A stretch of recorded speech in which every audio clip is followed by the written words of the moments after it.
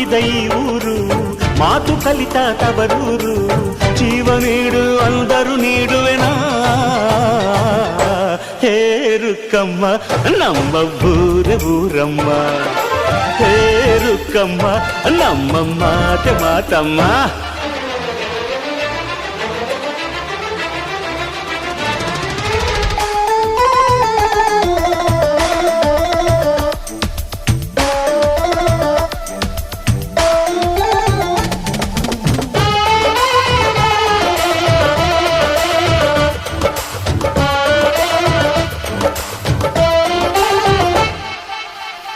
ಇಲ್ಲಿರೋ ಸೌಭಾಗ್ಯ ಎಲ್ಲೂ ಇಲ್ಲ, ಈಶ್ವರಿ ತಾಯಿ ಇರೋ ಊರೇ ಇದು.